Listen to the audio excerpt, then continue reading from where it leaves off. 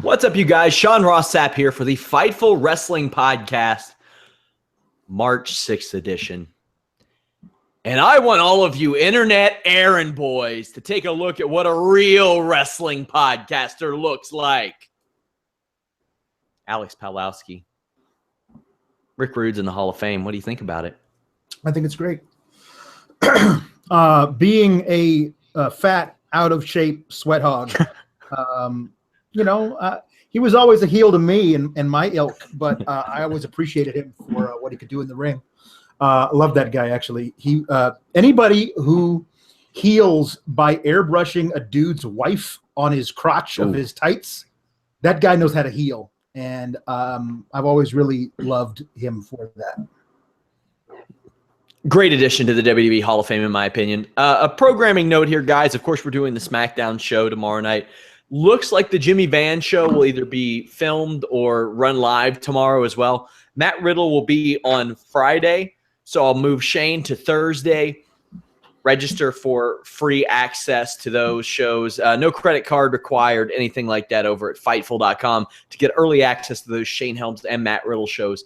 And, of course, we have our UFC 209 coverage on YouTube, iTunes, Stitcher, as well as WWE Fastlane, our most watched live video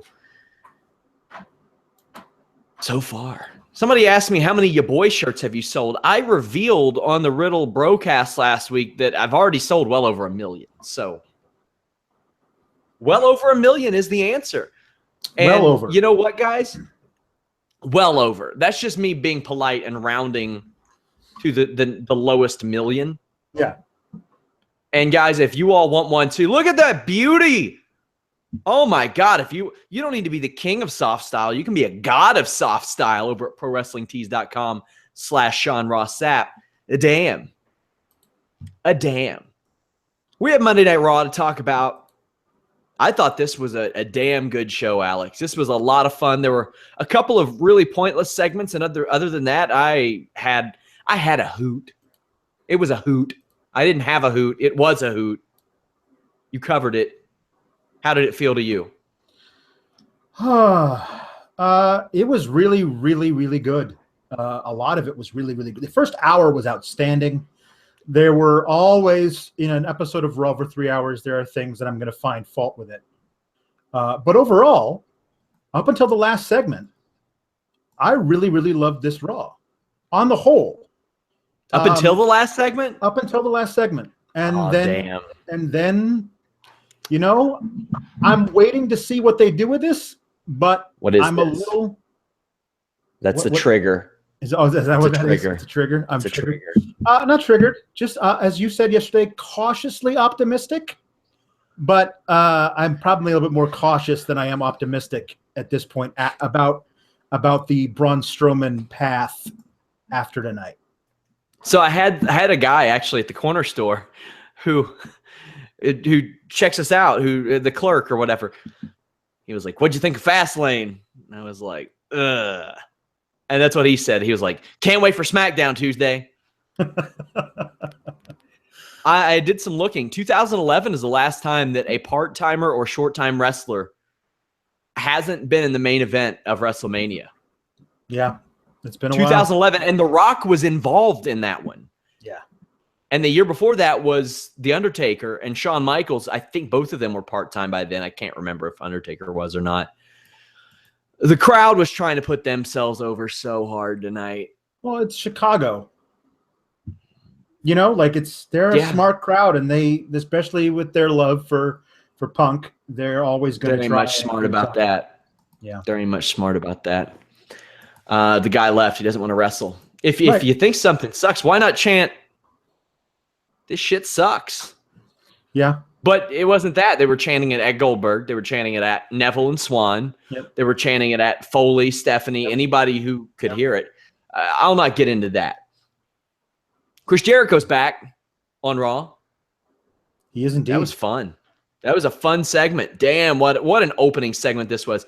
He admitted he was hurt from the Owens attack during the Festival of Friendship.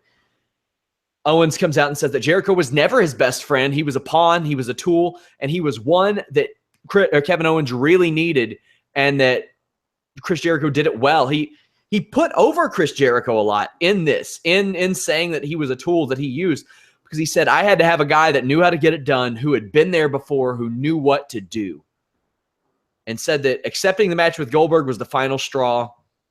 And Chris Jericho busted out a new catchphrase, the friends of Jericho, and damn, that's going to get over. Yep. That is going to get over. Cheer me on, man. Oh, it's going to be, yeah, it's over. It's already over. Yep. Kevin Owens says that he gets a rematch whenever he wants at the Universal title, but he wants to take something from Chris Jericho, and that's his title.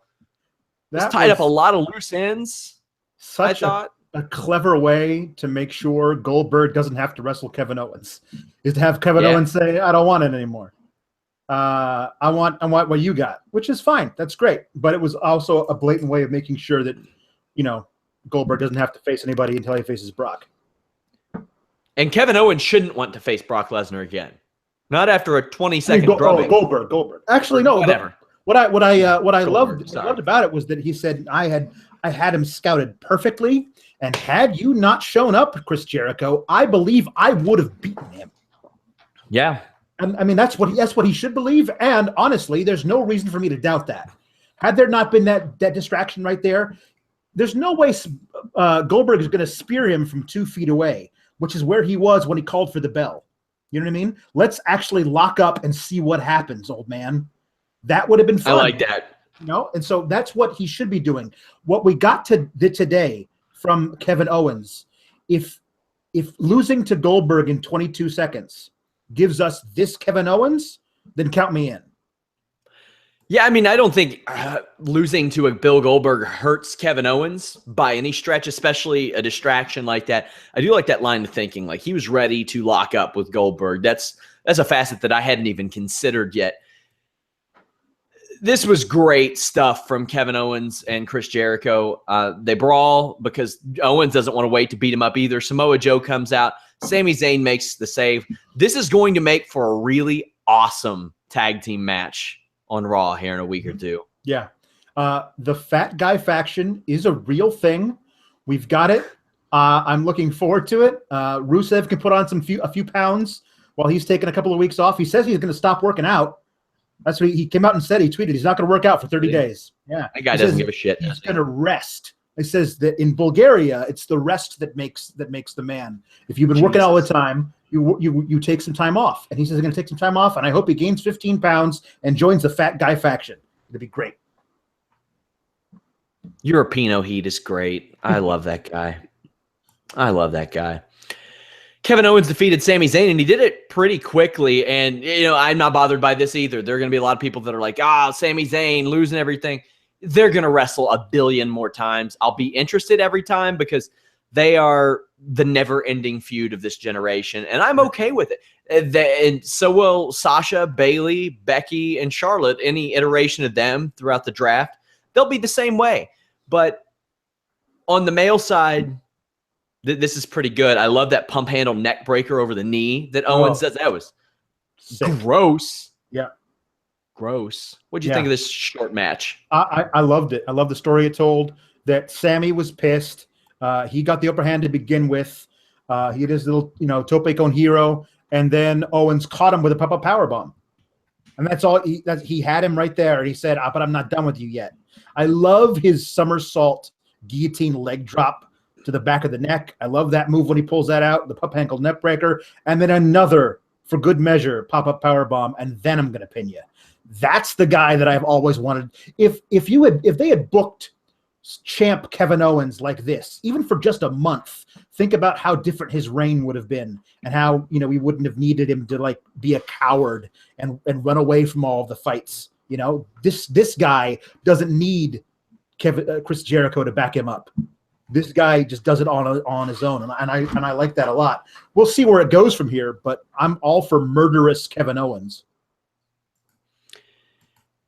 We get this Cruiserweight Championship match. I love that Austin Aries explained that Rich Swann made a really great choice by picking to take this after Neville had a grueling match the night before. That is awesome. I love little things like that. Like when I hear somebody put over or trash an announcer, like if they do the little things, a guy that's underrated, the Pope. If you ever watch Impact, he tells like little things like somebody go, why do they wear street clothes in a street fight? And the Pope will just chime in and say, do you know how much gear costs? You don't want to get that ripped on barbed wire. You don't want to get that ripped on anything. Little things like that matter to me for a color commentator. You're there to add color, not just be an annoying, obvious prick. Austin Aries does both of those, though. He is an annoying prick at times. There are more adults chanting CM Punk, and I figured it out. I know why they're still doing it. I know why. Tell me. He uses On It. And all of these people, they know it, and they love him, and they know that he is the greatest thing in history, and they want it. They want to be him. But let me tell you, Chicago, the closest you'll be to CM Punk as he moved to Milwaukee, Alex is closer to him than you are right now, Chicago, just so you know. The closest you're going to get is going to Fightful.com and clicking that beautiful On It link. Get yourself some new mood. Get that sleep cycle straight before you go to the wrestling event. Take that alpha brain so you don't act like such a dolt at shows. Get that T+ so you can go work out yourself. Maybe you can get in the ring. You can do all of CM Punk's cool little moves. That's what you can do. You can get those kettlebells, those zombie kettlebells, those gorilla kettlebells. You can wear those awesome On It bamboo shirts. Oh, they're so soft. Probably not as soft as my shirts, but that remains to be seen. Go over to Fightful.com, click that On It link. We'll have a new way to support that venture very soon. This match was awesome. This Neville-Rich Swann match, 14 minutes of fun. Yep. Let's really break it down here and talk about what Neville has done for the Cruiserweight division. What he first did was he got a guy in a hilarious Rick Steiner outfit in the crowd on TV because they brawled next to it, and this guy had the earmuffs and the jacket and the mustache. I don't usually like fans putting themselves over. Not a giant fan of cosplay. If you want to do it, sure. This guy is the man. No, but if you're going to do it, don't do it like dressing up like Finn Balor is the Demon King, like the guy in the front row at Fastlane last night. Actually, take a deep cut. Go back into like WCW 1992. Mike Rotunda. Yeah. Go deep with it. Listen, Neville has energized the Cruiserweight division so much since he's that was it. That was the catalyst for he hasn't had a bad match since he's been back. He's carrying every guy who steps in the ring with him steps up their game because they know it's a different kind of guy they're facing. It's a guy who was facing 300-pounders before he decided to take a step down and be the king of the smaller pond. He had an amazing match last night against Gallagher. He had an amazing match tonight against Swann. Completely different kinds of matches, both brutal. Really, really loved everything they're doing with that. And now, after the match, we get a new addition to the 205 Live crew, and 205 Live just got lit. This is going to be great. I want to know who's agenting these matches because they're approving some pretty sick shit in these headfirst things to the apron that Rich Swann I thought that Swann was dead. That did not look good, man. He lawn darted into that. I'm starting to wonder how much restriction they have. Swann hit a Falcon Arrow, which is one of wrestling's great underrated moves. By the way, guys, I release these podcast notes every morning after Raw and SmackDown, 8 a.m. Go check it out at Fightful.com. All your news, reviews, results, photos, videos, yada, yada. This is already like halfway through it. I was like, this is the best Cruiserweight match I've seen on Raw. Without a doubt. I don't think I've seen anything better. The detriment of 205 Live is that they have to put a lot of the important angles on there. So Raw gets a lot of the unimportant stuff. Yeah. That's a bummer. Neville wins with the Rings of Saturn after Rich Swann misses a Phoenix Splash, which he's making look really pretty. Austin Aries interviews Neville, and this could not have went any better for the WWE because as he interviews Neville, the crowd starts chanting Austin Aries. Oh, yeah. Austin Aries. And I don't know if you can really predict that, but it worked out. And Neville's saying that there's nobody on his level, and Austin Aries is sitting there looking like, hey, bro, hey, and the crowd's still chanting for him. Neville runs down Aries for being an announcer and even thinking he's on his level. It really seemed like in the ring, they were like, let's stretch this out. And it worked. Yeah. It was real good. The chant was so perfect, I started to wonder if they had plants in the audience to start the chant. Because it was so perfectly done, so perfectly timed. It added so much to that segment of the crowd insisting on cheering for Austin Aries, chanting his name, because they knew what was coming. They knew what we were building towards. And it was great. Neville saying, I'm gonna re-break your orbital socket. And then Austin Aries takes off the sunglasses for the first time since we've seen him on Raw. That was a big, really cool reveal. He says, why don't you go back to your little desk, commentator? And that was great stuff. It was all great. And Austin Aries doing, I got one more question. Well, it's not really a question, more like a statement. That was excellent. And now I can't wait to see what happens in the next month leading up to Mania. Is it going to be a one-on-one thing? If it is, I can't think of two better guys to do it. But they could also include a couple extra dudes, make it a multi-man match. This is a one-on-one. This is a one-on-one. I'm cool with that, but maybe do a little ladder match with the rest of the guys. That would be fun too. It would be kind of cool to have it's Aries versus Neville in a one-on-one match for the championship, and on the pre-show, it's like 8 dudes for the number 1 contendership in a ladder match. Yeah, you know? if it was a little harder to get number 1 contendership, I'd be down with that. But even I know they won't do a Money in the Bank, but if they did that for the Cruiserweight, maybe that'll help get the Cruiserweights over a little bit, having that aura of unpredictability. Yeah, this was just really, really good. Enzo and Cass run into Cesaro backstage. Enzo and Cass have a rematch tonight. As I mentioned to you when you asked why this happened, the finish of last night kind of constituted it. I mean, it did. No, I understand, but what I'm saying is that I would be fine with that if the champions lost in that fashion and then they get a rematch, obviously. But when, like, the way that other teams have lost as challengers to both the New Day, when the New Day were heels, and Gallows and Anderson, and even Sheamus and Cesaro, when the challengers lose, they don't get a rematch, no matter how bad the finish is. Why is this one happening? When it really was just Gallows being smart. And I hated the fact that Enzo comes out and says, if they hadn't done that, we would have won that match. We had it in the bag. No, you didn't, dude. You're being tossed all around the ring. You're a sack of potatoes with a bad haircut in overalls. You don't come out and say you had the match won, because you didn't. You know, even if they had called that thing with your foot on the ropes, you probably would have lost eventually. There is precedent, like in the shoot fighting world. Shogun Hua should have beaten Lyoto Machida. They ran that back immediately. Tyron Woodley, Stephen Thompson just had one of the most boring fights in championship history after a draw. There is precedent for that, but Enzo and Cass ain't Shogun Hua. I'll tell you what I'll never say to you, Alex. I promise you I will never say to you, you better get in my office if you want to have a nice day. Sir! Excuse me, sir. Stephanie, I don't think that one played out the way that they wrote it down. Nope. And here's the thing. Whatever happened in that office did not materialize during the thing. Like, 'cause it was a completely separate thing that happened later in the night involving the women's championship. I don't know what happened maybe they actually did it. Maybe it was like this thing that, she's having an affair with Mick Foley. I don't know. But whatever happened in that office, they could run back Triple H and Mick Foley. They could do something. He's got to get written off somehow.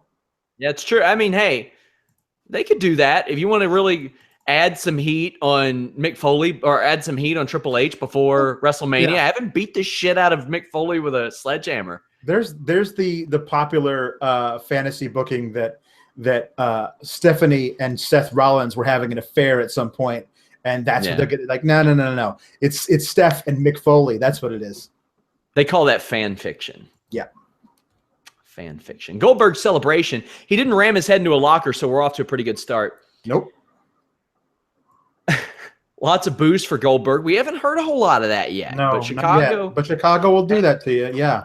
As Brandon Howard said, Chicago's a heel town. Pay-per-view cities are heel towns. Yeah. TV cities are heel towns. Yeah. We're a heel society. Yes, that's right. Did you, before Heyman came out, did you catch the thing that Goldberg said?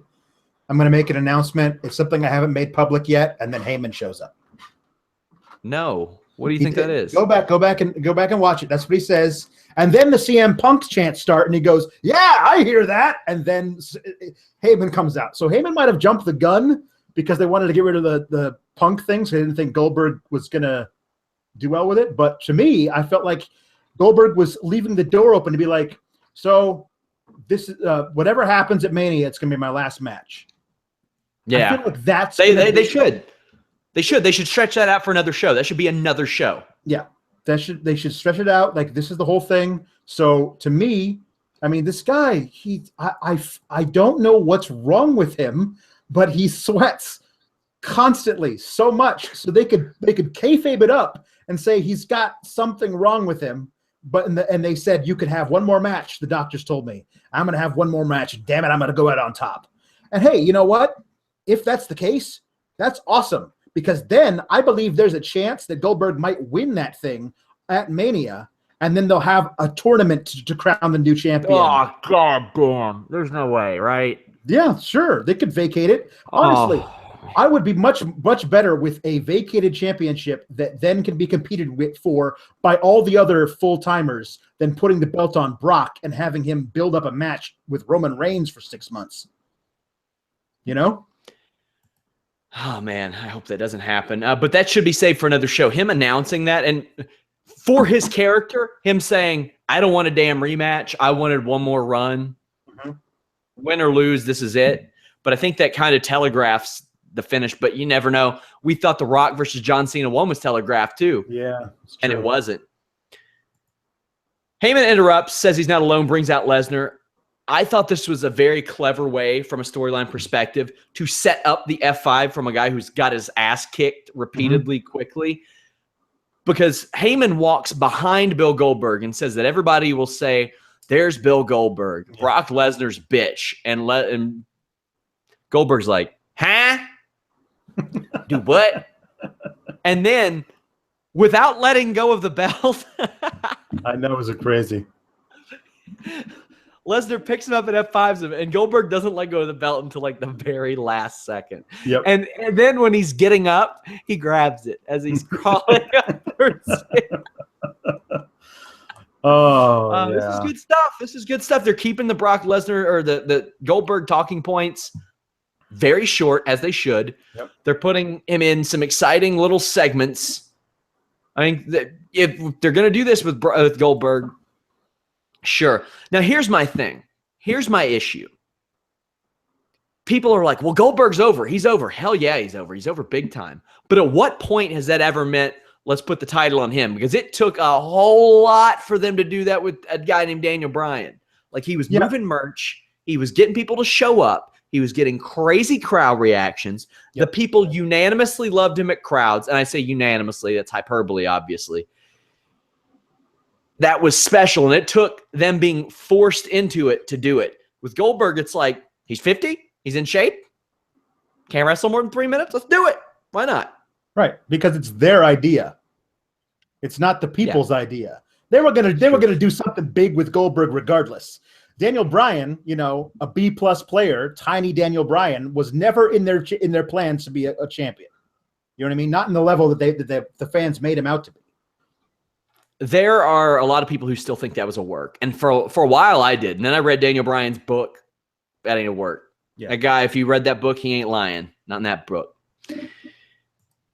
Guys, if you haven't checked out Fightful.com, please do so. All your news, live viewing coverage of, we did WCPW today, Raw, SmackDown, NXT, Lucha Underground, Impact Wrestling, got that new regime coming up. Of course, I'll be talking to Shane Helms about that this Thursday. Register at Fightful.com. Absolutely free for early access to that. Everything else, you don't even need to be registered for. But go there, check things out. We got videos, photos, live coverage of pay-per-views. You all can talk to each other. Hatch plots to buy my shirts. Raw Tag Team Championship. Enzo Amore sticking to his great selling, which I dare say is becoming more of a strong point for him than his mic work. Yeah, no, I'm sick to death of his mic work. So yeah, his selling is great. I thought it was turnabout, fair play to have Cesaro and Sheamus come down to ringside, which is how the same thing happened when Enzo and Cass were at ringside, which cost Sheamus and Cesaro their rematch. So I like that that's kind of a full circle here, but it was kind of funny that Enzo basically invited them to come down to ringside. And then when they did, Enzo was like, "What are you guys doing here?" So okay, you literally invited them. The thing that I loved the most was, the stupid thing where you got coffee all over me. I'm going to chase you into the ring, but it winds up with Enzo on Cesaro's back with his head right here, and then Sheamus bro kicks him in the face. It's like Andy Garcia in the Untouchables, like taking that one shot with the guy holding the woman hostage. It's perfect. Is the Untouchables better than Pulp Fiction? They're different movies, but the Untouchables is very good. Have you seen the Untouchables? That remains to be seen. Mm-hmm. We'll figure it out. I'll watch it eventually. I bet it's a 2.5 hour movie, isn't it? It's 2 hours, but it's got Sean Connery saying, just if he puts one of yours in the morgue, if he puts one of yours in the hospital, you put one of his in the hospital. Yeah. Great movie. I know that line. It's a hell of a line. I'll just say this. Eddie Guerrero and Booker T looked more realistic in their WrestleMania commercial outfits than Samuel L. Jackson and John Travolta did in Pulp Fiction. Somebody asked what my favorite movie is. I don't know. Moneyball is a favorite. I liked that. That was a good one. I'd have to really sit down and think about it. Akira Tozawa defeated Mustafa Ali. This was quick and harmless. Tozawa screamed and won. It was Arya Daivari. Oh, Arya Daivari. My bad. Yeah. My bad. He and Kendrick talk some trash. They have a match sooner or later, I think. Yeah. It was basically Tozawa saying a lot, which the crowd likes. He won pretty convincingly. That's good. Kendrick comes out and Kendrick does his thing, and eventually we'll see something on 205 Live. It's so interesting to me how we have at the very tip top of the Cruiserweight division such amazing matches and compelling storylines, no matter who Evil Neville is working with. But the other match we get on Raw is invariably some dog baby, like just nothing. I really wish there was a really compelling secondary feud that they could also run on Raw, but it's not. I don't really understand why Kendrick wanted to mentor Tozawa so badly, and why Tozawa just saying no, I don't want that is such a horrible affront to the Brian Kendrick. It's just that's not compelling to me. Nor was it compelling when Cedric Alexander and Noam Dar were fighting over Alicia Fox. Like, give them. Not really a secondary championship, but just something that matters. Arya Daivari and Jack Gallagher, that was fun because of the duel and the parlay. Those things were fun. But Jack Gallagher makes lots of things fun by himself. Yeah, we see a real limitation on that second Cruiserweight segment. Yeah. Every single week. So this was one of a couple segments that I just really wasn't that keen on. It furthered something, so it was effective, I guess. But then you had New Day defeating the Shining Stars. There was ice cream talk. There was a match. New Day won. Okay, they're putting over their hosting abilities. Somebody, please explain to me how this, how is this better than having them wrestle? It seems to me like we're obviously heading towards an Enzo and Cass, Sheamus and Cesaro, Gallows and Anderson 3 corners match at WrestleMania by hook or by crook. We're going to get there. But we're not allowed to have a 4 corners match because there's only one other team that's allowed to wrestle, and they're not allowed to wrestle as WrestleMania. I don't get it. This is not for me. I keep having to tell myself this is not meant for me. These guys coming out and shilling ice cream and T-shirts. It's not meant for me, and I just have to accept the fact that the New Day, who used to be for me, is no longer for me anymore. And I don't know what to add to that. Yeah. We got this women's title situation. Bayley comes out. She alludes to the fact that she's not happy winning the way that she has been. Mick Foley's like, yeah, it's okay. Be a cheater. It's cool, man. It doesn't matter how you win. Just matters that you won, says the babyface general manager. Ben Henderson. Ben Henderson was a former UFC champion who was the beneficiary of some questionable decisions. And this guy was a nice dude. He didn't curse. I mean, you can't hate a guy who fights and has a toothpick in his mouth the whole time, then rolls it out of his cheek afterwards. He's got angel wings tattooed on his back. Mm-hmm. And this was him. He says, I don't give a shit if my opponent slips on a banana peel as he's getting in the ring. I win. Yeah. That's Bayley tonight. Sasha Banks comes out and challenges her buddy. Foley says, hey, sounds good. Charlotte comes out and says, no, I know why you're doing this, Sasha. She sleuthed this out. She did. And it made sense. Yes. She said that she only did this because it roadblocked into the line. That was it. And this was the only way Sasha would get a title shot. Stephanie is out and she agrees.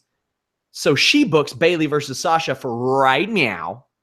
Mm-hmm. And if Sasha wins, she gets the title shot. This was a fine segment, I thought. This was okay. Yeah. I liked Charlotte's logic. I had forgotten about the stipulation, mostly because I'm so used to them forgetting about these kind of stipulations that if Sasha lost at Roadblock end of the line, that she would never have another shot at the title as long as Charlotte held it. I had forgotten all about that stipulation, and that little nugget makes the reasoning that Charlotte laid out all the more plausible, and I like that. It was so odd to me to have Steph and Mick Foley just yelling at each other from an inch away from each other about, who's the boss, and I just want to say Tony Danza. Tony Danza's the boss. Can we all just stop fighting? But this whole thing of Mick says, okay, next week, Sasha versus Charlotte, and the winner of that gets put in the match at Mania. And then Stephanie's like, no, not that, this other thing. And I was so confused. I didn't realize, I didn't put two and two together that it was Sasha versus Bayley tonight for Sasha's part in the Mania match until like 2 minutes into the actual match itself. I just thought they were making Sasha fight Bayley for no reason. And can we just talk about how that match should have been special? Like the first time that Sasha and Bayley ever should have been. It really should have been. Ever faced each other on the main roster should have been at a pay-per-view, or at least with an ounce of build. Like this had zero build. Like this match could have been at least say next week you're going to do it. Then we have a full week to go. Okay, wow, I want to see Bayley and Sasha, but it should have had build. I mean, even I remember the first season of Lucha Underground, I particularly liked it because Dario, or maybe it was the second season, I think Tejano wanted a match and Dario Cueto said, no, I'm not doing that. I got to have time to promote a match like that. Right. It makes sense. I mean, run it the smart way. Make people think. Make it make sense. Stephanie shut down. Well, she didn't shut down the CM Punk chants. They chanted a little bit louder, and then they promptly shut up as she talked, which kind of defeated the purpose of the chant. Then we got Sasha Banks versus Bayley. I thought this was good, fundamentally sound stuff. The only thing is anytime I see that Banks statement or Captain's Hook, I'm like, sit out, y'all. It's not hard because nobody ever goes across the body with it. If you're doing that, like, you got to go across the body with the weight to make it look like the person can't just sit out to their left side and get out of the move and roll on their back. Like that's a nice way of doing that. Kendrick has done it to where he pushes his weight to the side and makes it look a lot better. Yeah, and a lot of it depends on who's taking the Bank statement, because when Charlotte takes it, she folds in half and it looks much worse. This match, there was nothing wrong with this match. It was a sound match. I was just watching it the whole time saying, why am I watching this on a random Raw? Like it just, when you go back and watch what they did at TakeOver Brooklyn and then what they did at TakeOver Respect, and you think to yourself, wow, I can't wait till both of these women are on the main roster and they have a first one-on-one match. I remember thinking that a year ago. And if you told me then their first one-on-one match is going to be a match on a random Raw before Mania with zero build, I would have been like, why would they do that? And I still don't know why they did that. The finish was wonky too. Newly mute Dana Brooke getting up on the apron to distract the referee, and then Charlotte takes advantage to like try and get in the ring, but then Sasha kicks back into the ring. Center of the ring, tap out was just this weird thing of, I don't know. The whole thing just felt weird to me, and I didn't want it to. I wanted it to be more momentous. I have to address a fantastic comment on our YouTube. East CW says that one of Matt Riddle's new signatures needs to be the dank statement. That's good. And that is phenomenal. That is phenomenal. I got to give you credit there. Yeah, this should have been saved, but Sasha Banks won. I thought it was a good match. Charlotte attacked afterwards. Their match, which will probably also have Nia Jax, is going to be fantastic. Right. I think they're going to go guano crazy. I was surprised that Nia didn't run in and beat the crap out of both Bayley and Sasha and say, I deserve to be in this match. I'm the most dominant woman. You know, the fact that she wasn't on this Raw at all, to me, seems like they're trying to push her to the side and not have her in that match. It's going to be a triple threat and not a four-way. But I don't know. She lost last night at Fastlane. She didn't show up at all tonight. Seems like they're trying to push her to the side. But I hope not, because she would add a really cool element to that four-way. Slick Flair asks a couple of questions over at Fightful.com on the podcast page. Head over there, you guys, as well. Are Nia Jax and Braun Strowman being punished for something? Nope. Will they make WWE tag titles for women? No, they will not. No. Not anytime soon. No time soon. We had a Triple H segment. They showed Seth Rollins rehabbing. They put over his rehab. My biggest concern is this has really delayed the finals of the WWE Madden tournament for the second straight year. Yeah. Second straight year. Triple H is live via satellite backstage, actually, and puts over WWE's medical care, says that Rollins has to tell everybody he's the man because nobody believes it. Alex, they are really positioning this as a call-out instead of a match. Yep. Yeah, it seems to me like they're really playing it up as though it's not going to be a match. It's going to be a segment where Seth Rollins comes out to the ring and says, "I'm calling you out, Triple H." But that's fine, I guess, if you don't believe that he's going to be healthy. Positioning it as such as something else is interesting. I don't know what happens because of it. It seems like they're giving Samoa Joe something else to do. For the time being. You know what happens. I mean, Rollins doesn't wrestle in April. May and June, he wrestles probably Samoa Joe. Mm-hmm. They sideline him maybe in July, and then at SummerSlam they may bring back Triple H. Finally, give you a Triple H Seth Rollins match. About a year and a half later than they wanted. A year after he screwed Seth Rollins. Yep. Samoa Joe defeated Chris Jericho via countout. They are really burning through these first-time WWE matches for Samoa Joe, like real quick. They have a quick back-and-forth match until Joe puts Jericho in the Coquina Clutch on the floor for the countout win. Maybe Joe steals the Berserker countout gimmick here. Beats everybody by countout. I'm cool with it. That's fine. That is a way to win a match. It is somehow deemed unethical or cowardly, but there's a reason why a countout is a thing. So putting your opponent to sleep on the outside for 10 or more seconds and then getting back in, that's a perfectly fine way to win a match. And if Samoa Joe is the only one smart enough to realize that, I'm cool with it. That's a really great way of doing stuff. I mean, I honestly think that people like Nia Jax or Braun Strowman should also try doing that. Put a dude through an announce table and just walk back into the ring and sit there until they count him out. Just do it. Do it with as little effort as possible for when you're a big monster heel. Well, when Berserker used to do it, he would fucking atomic whip them over the top rope. Yeah. And hit there. I don't know how he was allowed to do that. But Jericho hits a code breaker back in the ring. Guys, I've mentioned registering at Fightful.com. I'm going to start a show that I do, probably no defined time. Maybe I'll have Alex join me or something like that. It really depends on the situation. But that will only be for members. We will never release them. We've had some people pitch some ideas like an anything but fighting podcast where we don't talk wrestling or MMA, where I guess I just get harassed relentlessly over my taste in movies. I don't know. We might do that. Like, whatever you all want, get at me. We'll figure it out. Also, send me questions on Twitter. I'm interviewing Jim Ross tomorrow for the site, so pass along some questions for that. You know, Jim Ross, big fan of Fightful. Main event segment. Braun Strowman wants Roman Reigns now. Yeah. Didn't get him. Nope. He called out Roman Reigns, and instead he got the Undertaker's dong. He sure did. He got the Undertaker's dong real firm, real hard. And the Undertaker, their crowd's chanting, "Holy shit!" Yeah, Face off. The crowd holy shit from wanted Roman Reigns.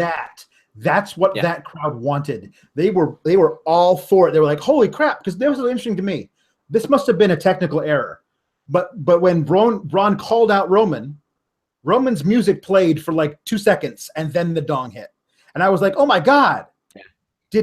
Did Undertaker just take out Reigns in the back and say, "No, I want you, big hoss"? Yeah, I was thinking he got dong slapped. Yeah, that was for show. Yeah, but the thing for me is that you have Braun standing in the ring looking at Taker, and then he backs out of the ring and he walks away through the crowd because he wants no part of Undertaker. After having lost clean as a whistling sheet to Roman Reigns yesterday, I don't like what they're doing with Braun right now. Now, this could turn into something out of this, but he comes out, he says, "Roman, I want you, come to the ring. I'm going to beat the crap out of you. I don't even need a match." I'm like, okay, great. He's getting his heat back.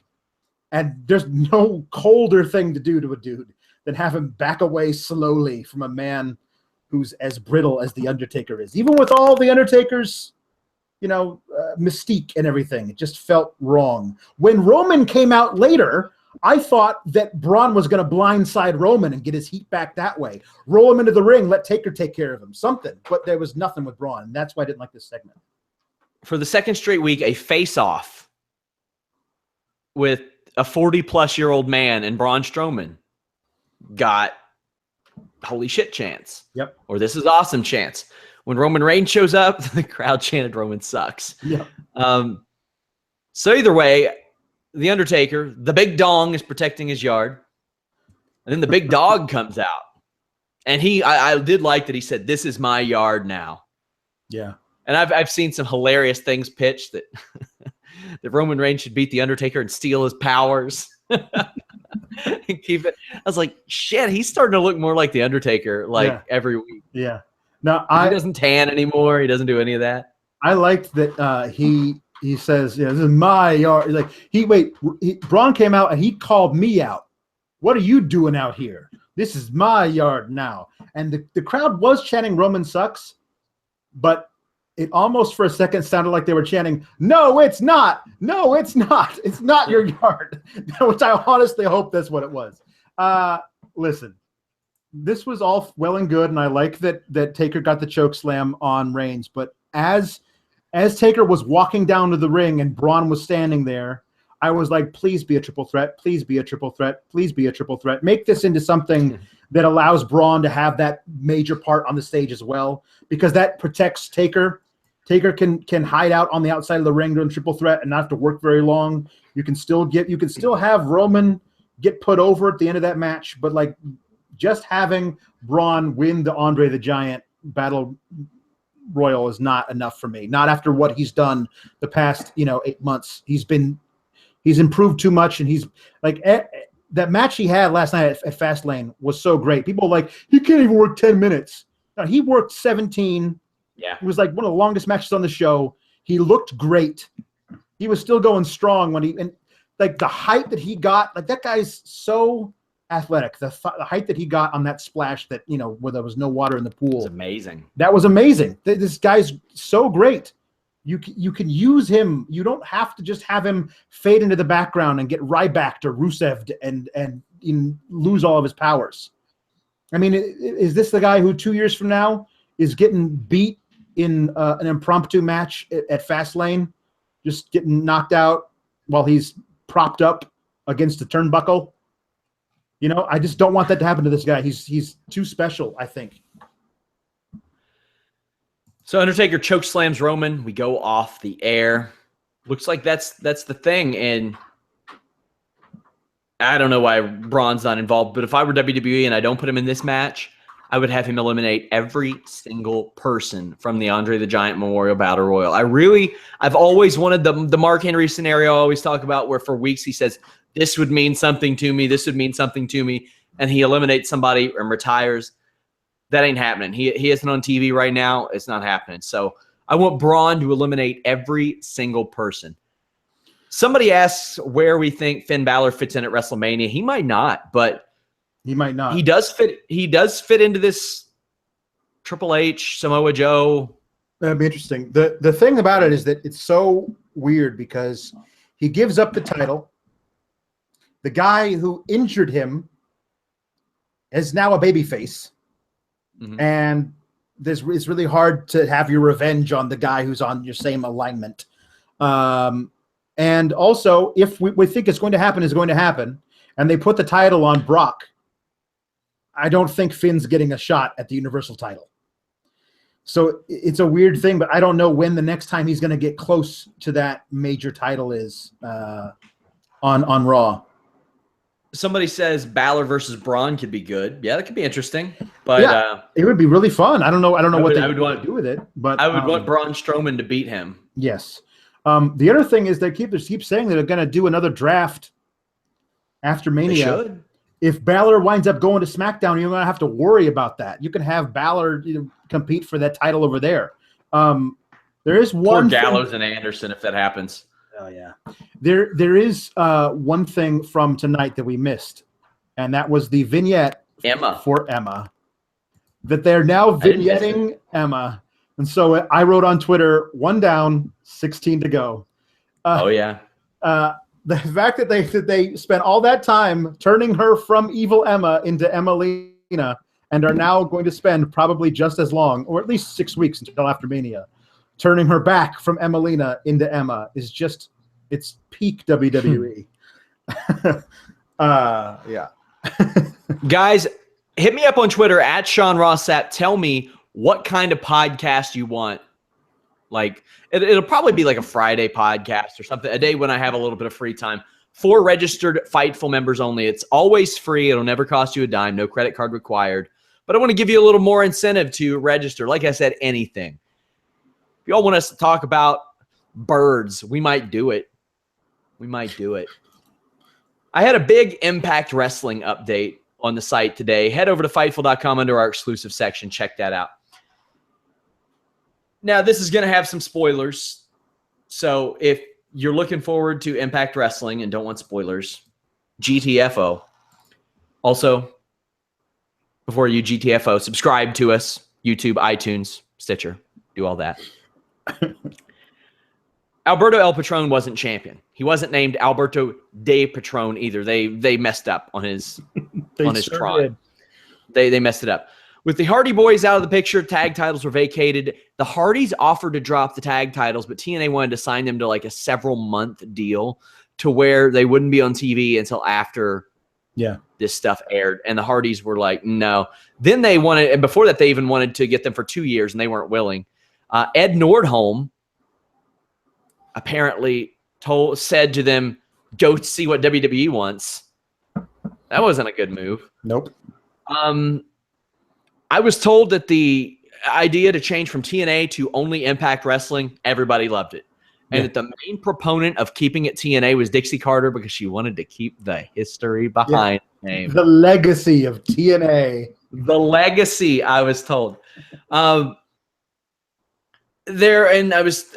thing I heard a lot was, well, they're bringing back a lot of names, but there are a lot of names that helped us find success before Hogan and Bischoff showed up. I like that. Vince Russo was not one of them. He was contacted by Jeff Jarrett because Jeff wanted to know comparatively what kind of numbers his show did to Pritchard's. Russo told him. He decided to not do it. Russo told me that he's trying to get a job at his old college. He wants to work in higher education and isn't going to be doing that. But I know that Russo moving to Indiana turned a lot of people's heads, and they were like, uh-oh, what's going on here? But Vince isn't working with him. I was also told EC3 and Moose were highly regarded, which it shouldn't have been a surprise. But, I mean, these guys came in and they blew up anything they didn't like. Like DCC, blew it up. Yep. Didn't like it. Gone. Pro Wrestling Sheet, Ryan Satin reported that Jeff Jarrett met with Spike executive Scott Fishman. Scott Fishman is at a lot of tapings. And I think Brian Fritz said something like, no, this absolutely wasn't.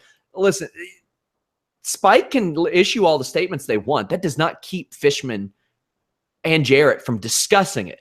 That discussion happened. It did happen. And Impact wants on HD like everywhere they are. Like for DirecTV, they don't have HD coverage. Really hard to put over a wrestling product in 2017 if you're not on HD. I had guys tell me that they were not excited going into the tapings, but as the tapings ended, that tune kind of changed a little bit, especially with the shorter tapings. That seemed to help out a lot of people. That was another positive. Big John Gaborik was instrumental in pushing a lot of the names that rose to prominence over the past several years. So those people really liked him. But a lot of other people thought that the people that he was hiring were too similar to the people that they had found success with. There was no variety. Big John is not on creative. He's manning the gorilla position now. Also, I was told that some of the new names, cautiously optimistic. The word reset was used a lot. Like I said, they blew up DCC. They didn't want it. They wanted James Storm in his old role. I mean, these are the guys that believed in James Storm for years. So why wouldn't they? There were a couple enhancement talents that weren't flown in, including one that took like a day and a half bus ride to get there and lose a couple matches. Wow. That's kind of, yeah. ODB was brought back because she made a good impression at the deletion tapings, and Jeff Jarrett likes her. And they wanted to capitalize on the cult followings of Santana Garrett, Leva Bates, Rachel Ellering. They did the Knockouts One Night Only show. LAX is back. It does not have Hernandez or Machete or like Apollo.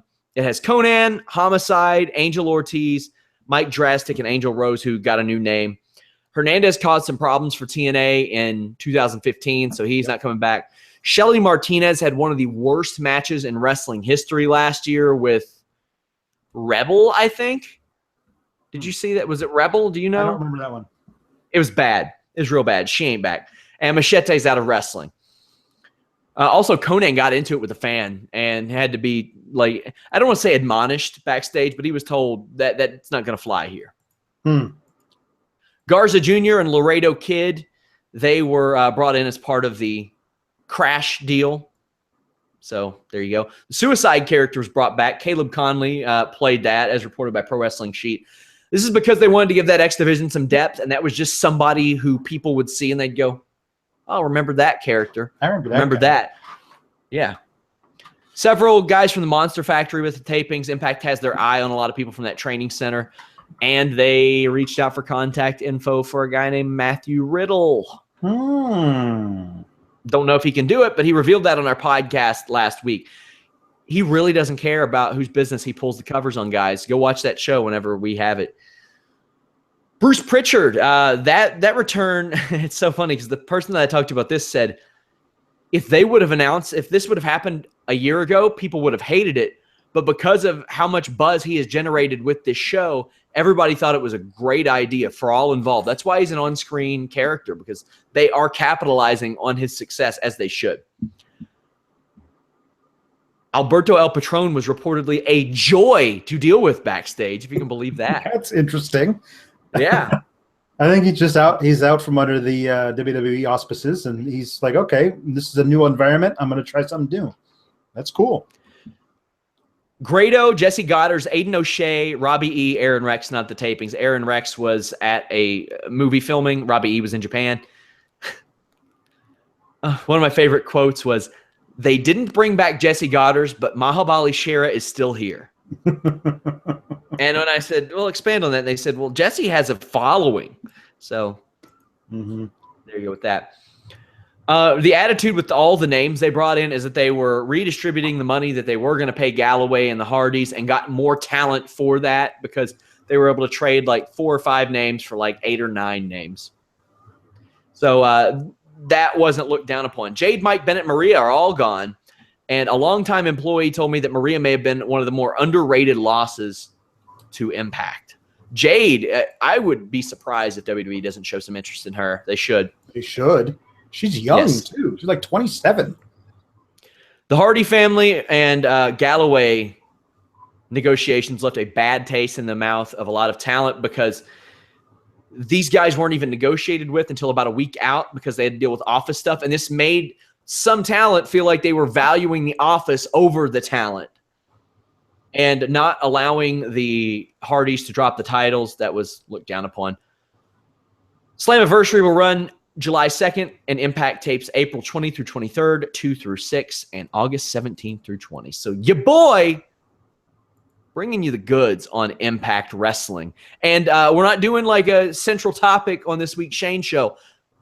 I got to talk to him about this stuff, obviously. This was a giant week in Impact Wrestling. Go check that out, guys. He's another guy. Doesn't care who he upsets. Very outspoken. We released those shows on Friday to members only, and then a few days later they go up for non-members. Damn. Alex. Yeah. We got a Raw that, in my opinion, was better than Pulp Fiction. No. No, sir. I cannot let that slide. Hardys did their WWE medicals. I just want to slip it in there. But anyway. Oh, no. Oh, I had to say something controversial to slip something in. Anyway, what you got going on? What's up? I'm the dad of a 1-month-old. That's what's going on in my life. If I'm not working for Fightful, I'm changing diapers or feeding or whatever. But I wouldn't trade it because she's my world. It's sappy, but it's true. And but yeah, it's if anybody knows sappy, it's me. True. Yeah, that's true. It's a second full-time job. I get like 4 to 5 hours of sleep a night. It's overrated. Sleep is overrated, man. Yeah.